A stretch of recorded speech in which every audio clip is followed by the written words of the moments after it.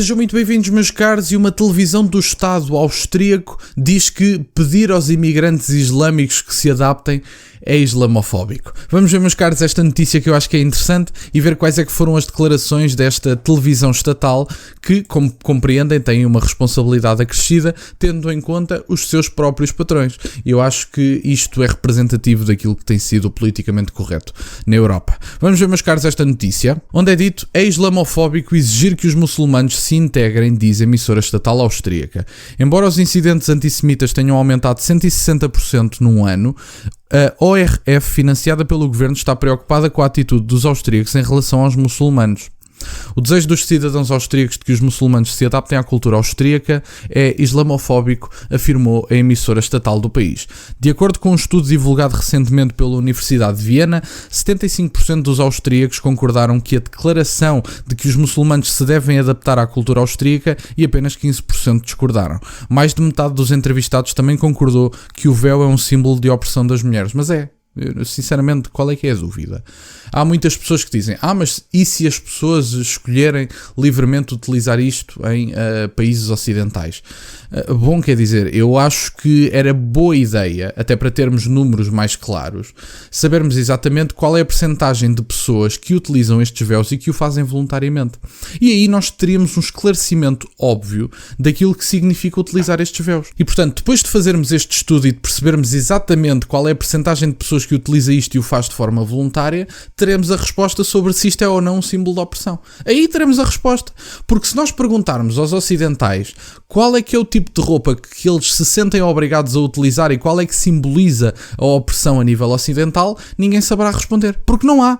Não há nenhum tipo de roupa obrigatório para um ocidental. Quer dizer, a não ser que vão a um sítio que tenha dress code, mas isso já é um bocadinho uma questão à parte. Agora, símbolos de opressão, sim, o véu é um deles. Objetivamente que é, claro que é. Basta perguntarem às pessoas que o utilizam e se essas pessoas puderem responder de forma verdadeira, porque, como sabem, podem responder coagidas, porque o tratamento das mulheres em determinadas civilizações é um bocadinho diferente, como é conhecido de todos vós. Na sua reportagem sobre o estudo, a emissora ORF considerou essas declarações como islamofóbicas e um sinal do crescente preconceito no país. A pesquisa também revela que 39% dos austríacos consideram os valores cristãos e islâmicos incompatíveis, enquanto 31% concordam com a afirmação de que os muçulmanos devem ser impedidos de praticar a sua religião. Meus caros, eu acho que objetivamente isto é apenas o reconhecimento de que há valores que não são compatíveis. Da mesma forma que há sociedades que têm um conjunto de crenças, há outras tantas que não têm. Portanto, quando eu às vezes venho para aqui falar da universalização de regimes políticos, que foi aquilo que nós tentámos fazer com as democracias ocidentais, e que aliás há um ou outro exemplo de sucesso, mas que maioritariamente o que nós temos são democracias que foram impostas e que não têm qualquer tipo de compatibilidade com determinado povo a que foram impostas. Eu acho que aqui se transmite a mesma coisa. Nós não temos que andar a receber imposições externas visando uma empatia completamente falsa de termos uma cultura diferente nos nossos países e na nossa civilização. A Europa é um encontro entre Atenas, Roma e Jerusalém. E, portanto, ou aceitamos que a Europa é um encontro entre estas três esferas da civilização, ou efetivamente já não somos nada. Quer dizer, é tão simples como isto. Se nós rejeitamos aquilo que nos fundou e aquilo que nós somos, bom, quer dizer, porque é que haveríamos de aceitar pessoas que têm outro tipo de visões sobre aquilo que a Europa deve ser, ou sobre aquilo que o mundo deve ser, porque, como sabem, há determinadas formas de estar que são internacionalizantes, se é que isto é uma palavra sequer, provavelmente não é, mas acho que serve para traduzir o meu pensamento. Portanto, é um bocadinho por aqui. Não temos que aceitar imposições culturais de pessoas que vêm de fora, quando ainda para mais as nossas elites nos encorajam a rejeitar aquilo que são as nossas raízes. E além de eu me recusar a rejeitar as minhas raízes, recuso-me também a aceitar as raízes dos outros. É verdade. Portanto, eu não tenho que aceitar as raízes dos outros. A cultura das outras pessoas deve ser permitida nos seus próprios países. Essas pessoas têm direito à sua cultura. Eu não quero impedir a existência desta cultura, mas estas culturas têm espaços geográficos limitados, onde devem ser praticadas e têm todo o direito a isso. O mundo multicultural, como eu já falei várias vezes, que é a única coisa que é possível. Nações multiculturais, vejo com muita dificuldade. Há um ou outro exemplo, mas que efetivamente tem um Estado mais musculado e eu acho que ninguém quer caminhar nessa direção. Se efetivamente temos que ter um Estado super musculado para conter tensões sociais, também há sempre subliminar um certo grau de insegurança nas ruas, porque todos nós sabemos que em situação de aperto provavelmente há uma guerra civil.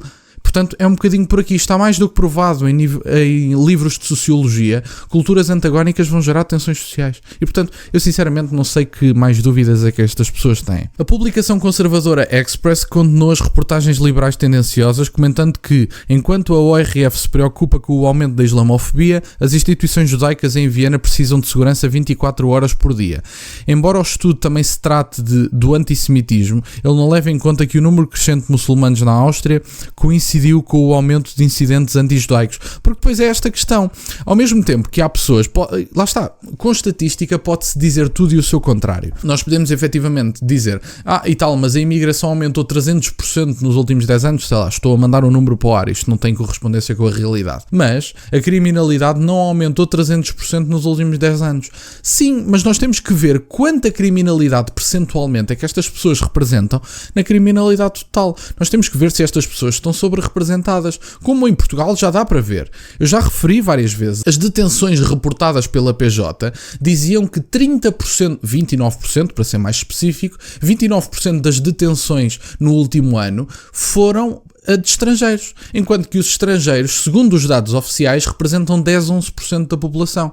Logo aqui já temos uma sobre-representação, ou seja, temos 70% de portugueses detidos, no entanto os portugueses representam 89% da população, segundo os dados oficiais. Portanto, é uma questão de matemática.